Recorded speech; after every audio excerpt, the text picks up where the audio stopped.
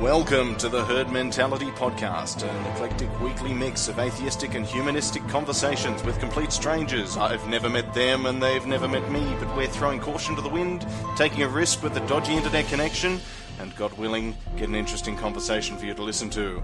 I'm your host, Adam Reeks, and it's time to meet our guests. How are we doing? I'm very well.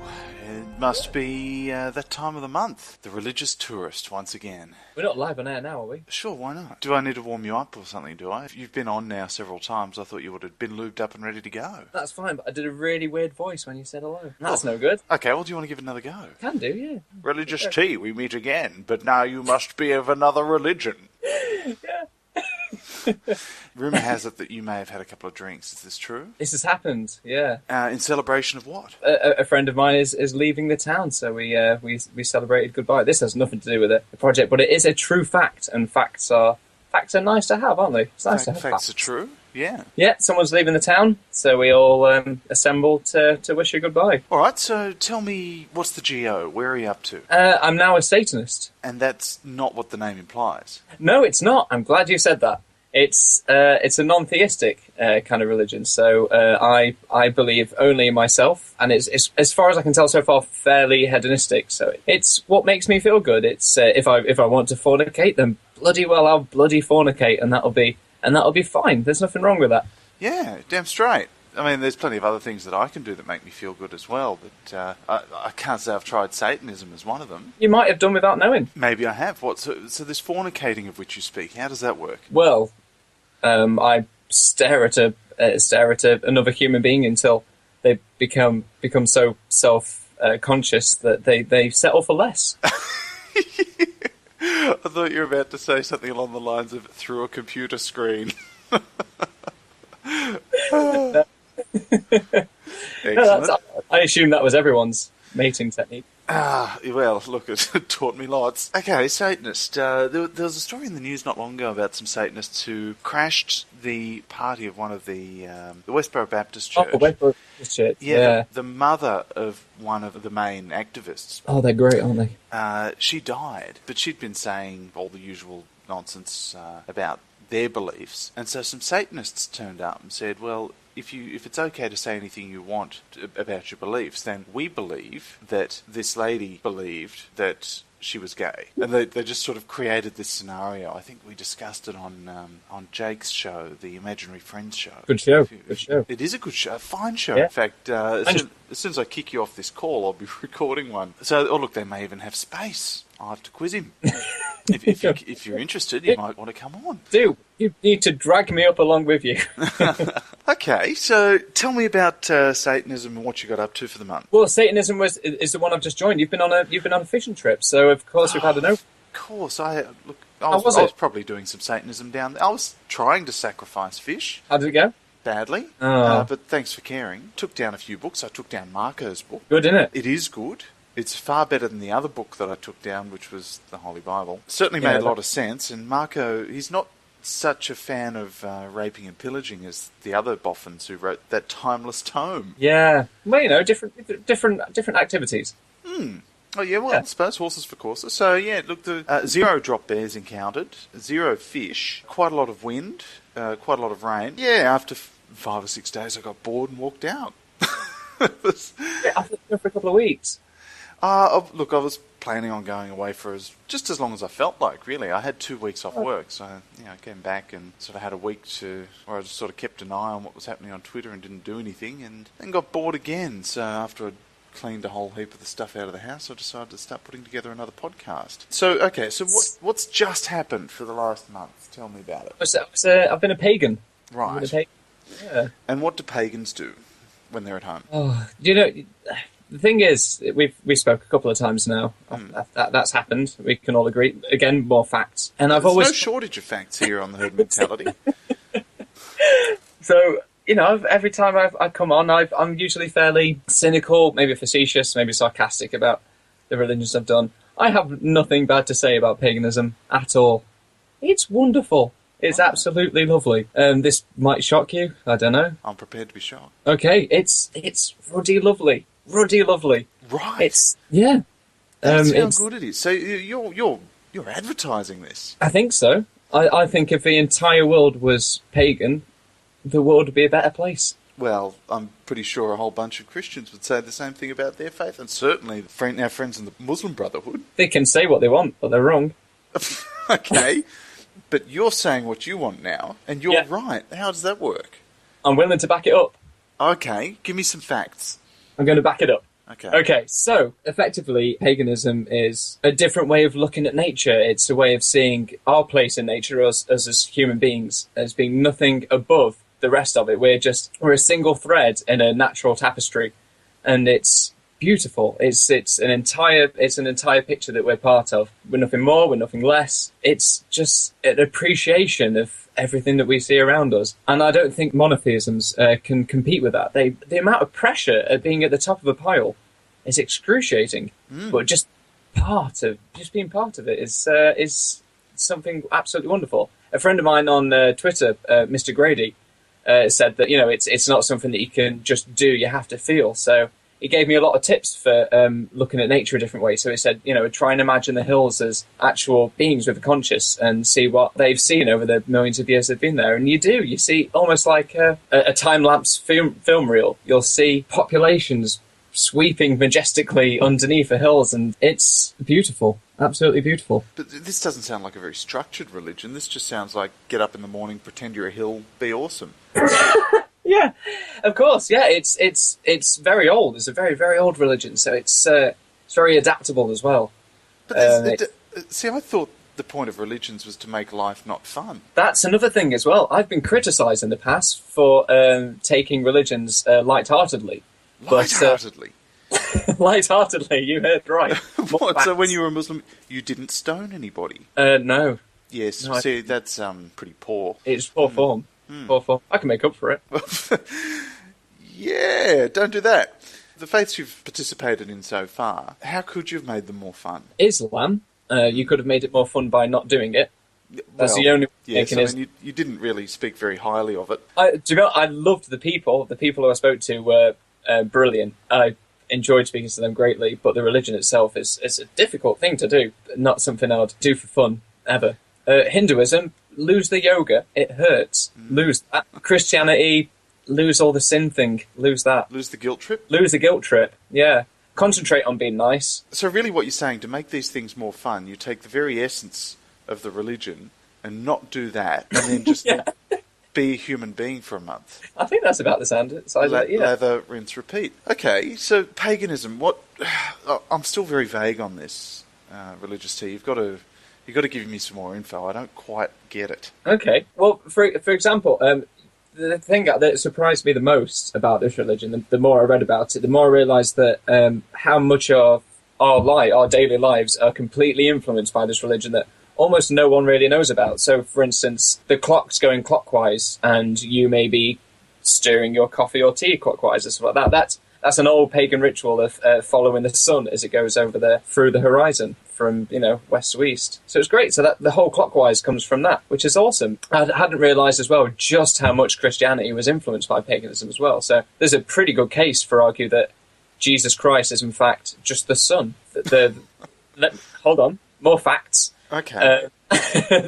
For example, the Son of God might mean just the sun, as in the sun, and he died for 3 days, and at the end of the winter solstice, the sun stays in the same position in the sky for 3 days. It doesn't go any lower, and then after that, it starts getting higher again for the 3 days of the resurrection, which is, it's fun. It's fun to realise these historical things, and I'm not suggesting right now that proves that Jesus doesn't exist. I'm suggesting that there's a lot more to be said for the pagan influence on Christianity. So this sort of sun nonsense, staying up in the sky, could this be attributed to people who lived in higher latitude areas? I think so, yeah. By what I've read, the influence that this kind of the people, I suppose you would say, that live their lives by the natural order is a lot. It's more than should be glossed over, really. The amount of rituals that they have that are still alive today is wonderful. It's absolutely wonderful. When you look back at paganism, you're almost looking at how society is now, and you're finding out why it is. It's more of a societal exercise as well. I don't think societal is a word, but I'm going to use it. No, I'm fairly confident it is, and if it wasn't before, it is now, because this show's all about facts. How many people currently practice paganism? How many people would write that on their census in the UK, for example? I think very few. When I first started paganism, my idea was to try and be a Wiccan. So to try and practice the magic side of it. And that was very tricky. I got in touch with a few people, and the emails just kind of died down. I tried to be polite, but I don't know if they were interested or they just couldn't be asked to reply. So I didn't really get much ground in the Wiccan kind of way of it. So I decided to concentrate just on the pagan side of it. I think very few, but I think that's because it's not something that people would write down on the census. It's a very personal belief. It's something that people don't particularly shout about, really. The next one is Satanism. So we're going paganism, Satanism. True. This sounds like it's a cop-out, Religious Tea. I've got to say, you used to do it pretty tough. You were made of tougher stuff, and now you're just sort of floating from one amazing religion to another. So you come back from a fishing trip, and all of a sudden... How long did you stay on your fishing trip? You were going to go for 2 weeks, weren't you? Well, yeah, but see, I got bored, and I didn't... okay, look, you got me. Satanism? Satanism, yeah, well, I put it up for popular vote. I said... favourite if you want me to be a Satanist, retweet if you want me to be a spiritualist, or send me a picture of a dog if you wanted me to be a Jedi. I think you got more cats, though, than dogs, didn't you? That's true, yeah. I don't know why that is. Well, a few of the previous guests on this show decided to just send you photos of cats instead. But cats aren't better than dogs. You're an authority on this now. I'm authority on many things. Dogs are, of course, better than cats. I think the next religion after Satanism has got to be something a lot tougher. Live life as an ancient Egyptian and worship 580 gods, or however many they had that week. Well, I'm a big fan of Godchecker. Yeah, well, actually, funny you should say that. He's on the show. You're joking, really? I kid you not. He's a fine gentleman. Yeah, over 3,800 gods checked. Yeah. Boom, just like that. Just like that. What an amazing guy. Well, I thought it was a team. I didn't realise it was one person. Oh, no, it is a team. I got to speak to their head honcho. Oh, okay. What a great guy. He sounds northern. I didn't ask specifically where from. What, he's English? Yeah. Oh, wow. Doesn't really sound like you've had a lot of really interesting things to report about. No, I've done stuff. You've done stuff. Okay. Well, what's the most exciting? Where did you almost die this month, or where were you in intense pain? That's all you want, isn't it? Well, kind of is. I want to see you suffer. I am kind of sadistic, satanistic, if you will. I've done lots of lovely things this month. Actually, I went to a music festival. That was a pagan music festival. So we saw Wicker Man get burnt. That was good. Okay. That was great fun. Who played at that? Was it just a whole bunch of cellos or kazoos? No, it's what do they... Huge festival in Wales called the Green Man Festival. And my friends, Haiku Salu, opened up the main stage, so I got taken along. And there was an amazing bit where they were sound checking, and me and another friend were walking around and so forth, and filling time. And we saw them after they played, and they got told that when they were sound checking, the stage manager had to come on stage and say, "Is it okay if you please stop because you're upsetting the druids?" Upsetting. An amazing word to use. What happens when a druid gets upset? Does their cauldron boil over? I was thinking, I don't want to be part of a group that that is upset by minimalistic folktronica, but that seems to be what happens. Oh, look, you should have whipped out your phone there and just interviewed an upset druid. That would have been good for the show. Well, I suppose if they did stop their sound checking, the druids wouldn't have been upset. Yeah, exactly. They got over it pretty shortly. As soon as there was silence, then they were all right. So there were druids there. What other interesting cultural types were there? I mean, there would have been some questionable body odour, I would have thought. Yeah, there was some of that. But it's a festival with 3 days. Oh, yeah, well, that's part and parcel with festivals, yeah. But not this time, but we went a few years ago, about 3 years ago, and we saw something called... Paganism's kind of free and easy, it's open, anyone can interpret it in any way they want. It's a religion. It's a religion, yeah. Well said. Satire. We saw some fact. So we saw something called a gong bath, which was sounds rude. Oh my god! It was hallucinogenic. It was a person lying down with their top off and a face mask, and 2 people were walking around, slowly hitting a gong near them as a relaxation kind of thing, with whale music and that kind of thing playing. See, why didn't you lead with this story? You had me thinking this was going to be boring, but you've got people banging gongs, smoking mud. It was, I think, 10 quid for 15 minutes, or, this is my favourite bit, you could buy a CD for 15 quid. You could buy a CD of a gong bath for 15 quid and play it to your heart's content, which is amazing. I suppose for replay value, you're certainly better off getting the CD, or at least recording your 10-minute session. But would it have the same effect? Is it, does the relaxation come from the sound? Look, I would think not. I would think to experience it in full, you would need to get the full range of frequencies, which you can't get on a CD, given that the top and bottom frequencies are cut off. So, and they're the beneficial ones. I agree. So you didn't go for the gong bath? Well, this was before I was a pagan. This is a few years ago. But me and my friend stood just in awe of this person who must have spent 15, 20 quid or whatever on his 15, 20 minutes. And the one guy was doing it, and he was a really old guy with no shirt and long grey hair and stuff, and he was really into it. And then there was his young, really attractive, long blonde-haired girlfriend, and we caught eyes with her. We caught our eyes met, and she genuinely looked with that kind of idea of, you're right, this is bollocks, and she smiled. And she knew it was bollocks, and that was what was so wonderful about it, that someone had just given her 20 quid to act like a tit for 5 minutes, which was lovely. And that's something I love about paganism. It's jolly. It's genuinely jolly. It's not serious like the other ones. It's all dreadlocks and incense. It is, yeah. It's all spiritual, but the spiritual side of it it's fun. A lot of their rituals are based around just looking a bit silly for a bit, and I think that's lovely. I don't think enough religions. There's not enough laughter in the world, and I think some people make a living out of that. I wonder if I'd be able to do that. Just wandering around looking a little bit silly. I saw your video. It was good. Which video? The stand-up. Oh, right. Okay. Well, it was good. I'm hard to please to stand up. It was good. It was very good. I'll cut that out because I can't have any praise on this show. Okay, a month of Satanism. Good luck with it. All the herd mentalists are behind you, so to speak, because I don't think many of us will be participating, but we do enjoy pointing and laughing at you, Religious T. Thank you. All right. Well, you take care, and I'll speak to you on Twitter. You too. Pleasure.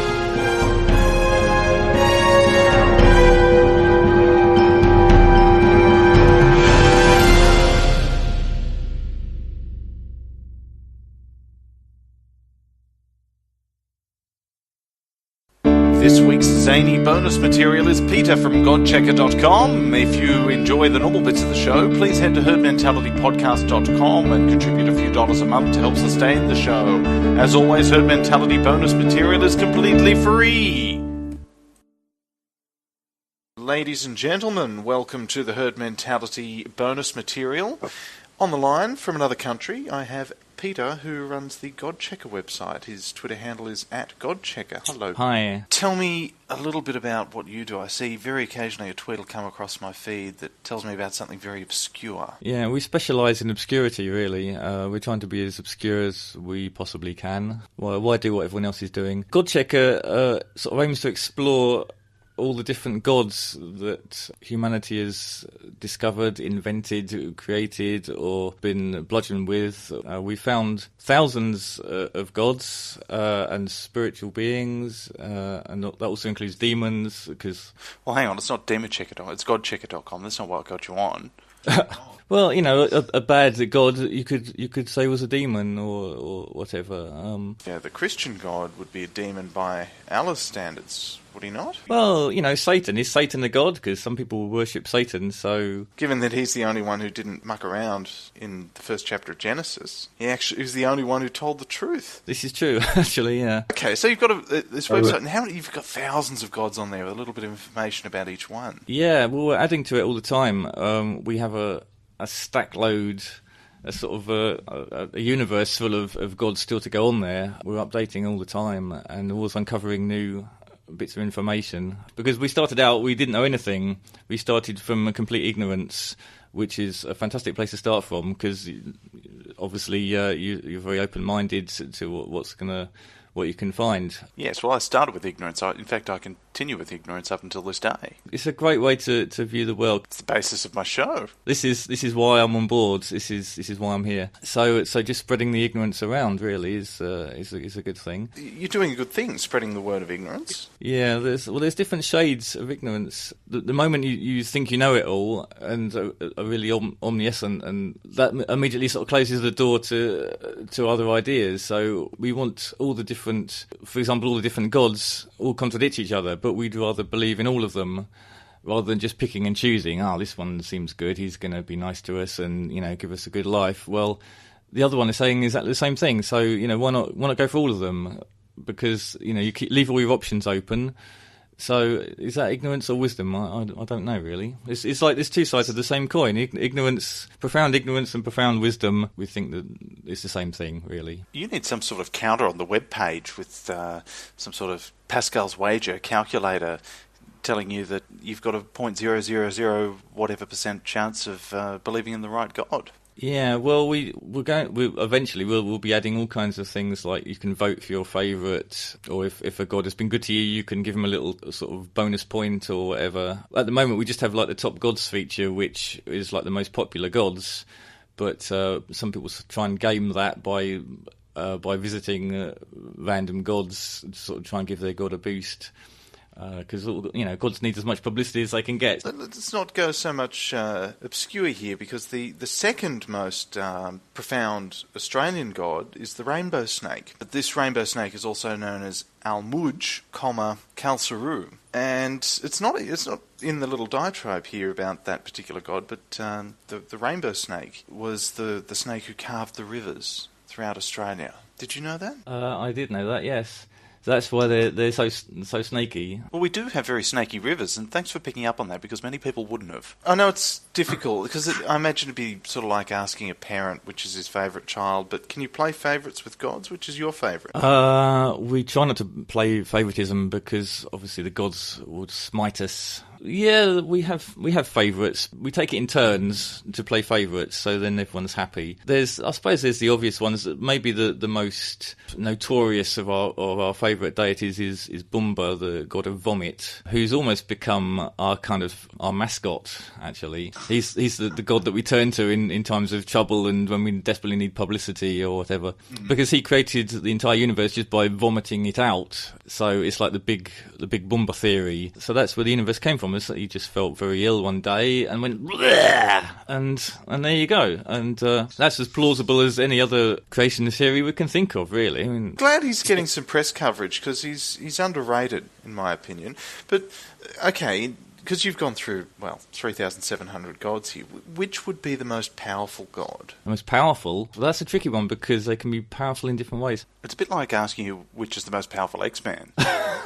Yeah, it's just the word favour is a bad move. You could go for an obvious one like Thor or Jupiter or whatever. Quite like there's a Roman god, Sticulius, the god of manure, and he's very, very strong in terms of smell. So that's probably the strongest god I can think of. Yes, well, he's very interesting. He's far more interesting. The god of shit is far more interesting than the god of universal benediction and everything, because they're so boring, and it's like the quirky gods of belly button fluff and gods of toilets. They're far more interesting and quite often have far more effect on people's day-to-day lives. The people that would believe in them. And like Sticulius, the farmers he was very important for the farmers, because obviously their crops need to be healthy, and sort of spreading the manure and then praying to the god to bless them with fertile harvests. Is extremely important. And some guy with a beard in the sky wafting around doesn't really have as much effect on them. I'm curious, there's no photo of him on the website. Is this some sort of Allah censorship arrangement? That's hilarious. The main reason there's no photo is we haven't got around to doing it. I might email you one in. Please do. Yes. Images are a bit problematic at the moment, because the guy whose life's mission was to illustrate each and every god known to mankind, he actually died. Presumably from hand cramps. Yeah, I think he was afflicted by the gods. They wanted to be closer to him and sort of wished him up to heaven to do portraits or something. This was our founder, Chas Saunders, who was amazing guy. He's definitely my favourite mortal. He founded Godchecker. As I say, he illustrated all the gods and also wrote many of the entries. He was like the original Godchecker, the Godchecker in chief. But he sadly passed away a couple of years ago, so we've been sort of trying to carry on the good work without him. But we have not yet found anyone that could touch him when it comes to illustrations. So we did think of having some kind of competition where people can just send us photos of themselves dressed up as the gods or something. But we thought that was probably going to be far too much fun. So, is there a god of fun? A god of fun? Off the top of my head, Comus is a god of comedy. He's the god of comedy, jokes and revelry, always good for a laugh and a bit of a practical joker. See, and this is a god, and gods don't have to be dull and boring and with sombre robes and thou shalt not and all this. You know, a god of comedy, a bit of light relief, mate. It doesn't sound like he does a lot of yelling, Kermis. No, only the punchlines, probably. Whereas other gods will just punch you, he will give you a punchline. So how many of you are there involved in this project? We have a cast of a few. We have untold numbers of helpers lending a hand. We've got sort of field researchers out there investigating all the gods and sending back reports. Yeah, there's a few of us. It sort of varies. We kind of have a team that, of course, our team of web wizards who are working on the new improved Godchecker 2, the Second Coming. The holy upgrade. Yes. Which has been taking several millennia now. It should have been finished, I think, around the time of Moses, but there's delays. It's coming soon. Behold, it is coming soon, apparently. We're kind of like a loose collective of Godcheckers, really. It's almost like a Wikipedia arrangement. We really welcome contributions from people because quite often, like somebody's actually like genuinely worshipping a deity in some country somewhere. They actually know much more than some book, or some compendium or some directory or some encyclopedia, because they're actually doing it. They're receiving the benefits of this god firsthand. Yeah, exactly. So, they've got a personal relationship with this god. So who are we to argue with that? Whereas, some reference work, and a lot of reference works are quite inaccurate as well, we found. And people are always pointing out errors that we've used in good faith, some reference work, and it's turned out actually that some researcher has gone somewhere, spent 2 weeks somewhere and gone away again and got completely the wrong end of the stick. So, errors tend to sort of perpetuate. We try and sort of correct things as we go, but we rely on people sort of giving us the proper info. So it's a bit Wikipedia-like in a way, but we do check everything against multiple resources and references and as best we can. And if all else fails, we just go and ask the god concerned, and they usually put us right. We have a special room in the office where we go and pray. Just like, please tell us about yourself. Is this true? You hear these voices? Quite often, yeah. This bodes well. It makes you a far more credible source. Yeah, I try and avoid going out into the streets and proclaiming what they say, because I would probably get arrested or put in a zoo or something. But So God himself, what is he categorised under? Oh, this is a terrible conundrum. In fact, for quite a few years, because we've been doing this for decades, and trust me, we did have a rule that we weren't going to actually feature any of the sort of monotheistic religions because they were no fun and people were going to get agitated, and we even then we still had lots of emails from people saying you're going to burn in hell for your heresy and all this, just because we have a god of manure on our website. And equally credible, I would suggest. Probably more so, a god of bullshit. Well, in some ways, maybe they're all the same god. Who knows? What about the most irrelevant god? A god of laziness. I think actually there are gods of not doing anything. Actually, yes. Now I say that. What springs to mind, at least productive, is the Jade Emperor from Chinese mythology. He has this policy of doing nothing. Yeah, and he rules heaven and everything. But he's very conservative, and he doesn't really like anything to change. So his policy is to do nothing, and it'll all just work out in the end. It's like whatever's meant to be is meant to be. So don't rock the boat. Just sort of sit back on your throne and let it all happen. And you can sort of take the credit for it afterwards. but you may need to wait quite a long time for it to come good. But if only more gods would do nothing, the world would probably be a better place. It's all this creating stuff and wars and famines and earthquakes. Why do they keep doing all that stuff? Just leave us alone. Just do nothing. Why do you think these societies had to have so many gods? That's a fundamental question. Why has humanity come up with all these gods? I think it's just the way God made us, really, isn't it? Sadly, a lot of the reason, especially the big monotheistic deities appeared, is so that people could control other people. I think it's a good way to... With the god of manure, for example? Possibly not the god of manure, yeah. I don't know, some quite cute little local deities, or the deity of your lamppost, or, the deity of your kitchen cupboard. That's not causing anyone any harm. If you think, if I put some breadcrumbs in this cupboard... Or pour a glass of beer into my backyard, and I'm going to have good fortune, that's fine. But saying, we've found, our God tells us you need to go and kill all these thousands of people in the country next door, that's a completely different thing. And that sort of crosses the line from what's beneficial for you, or, what makes you happy, to what somebody's using to control you, or to force you to do things, or to make you abide by rules that otherwise you wouldn't. So I think some cultures... they never cross that line. Some cultures, the local deity or the personal deity, they just stay that way. But other cultures, it sort of erupted into some mammoth, vengeful, awful god that everyone needs to fear. And I don't know, because it was a control thing. Well, I can think of a couple of people offhand who would certainly benefit from this site, or perhaps it would be mutually beneficial. I mean, you could, being the God Checker website, you could probably use a godless spell checker. Yes. Oh, he's fantastic. Do you categorise some of these gods by what they demand as sacrifice? No, that's a good point, actually. Now you've said that.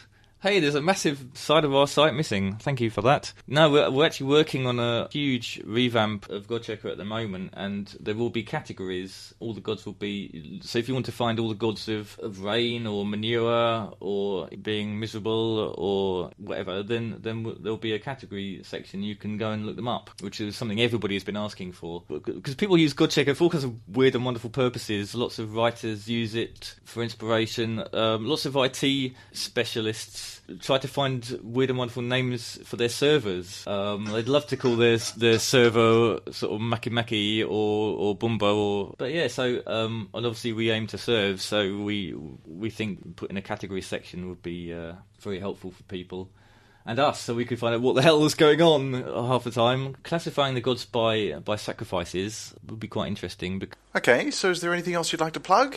Well, in about 6 months' time, there's hundreds of things we'd like to plug. We've got all kinds of projects and plans happening. There's going to be Godchecker books, Godchecker films. But no, just would like to plug Godchecker.com. Just go to Godchecker.com and have a play around with it. Very well. So thank you very much for coming on the Herd Mentality bonus material. No doubt I'll speak to you on Twitter. I'm sure you will. It's been a real pleasure. Thank you very much. And may all the gods look after your technical equipment.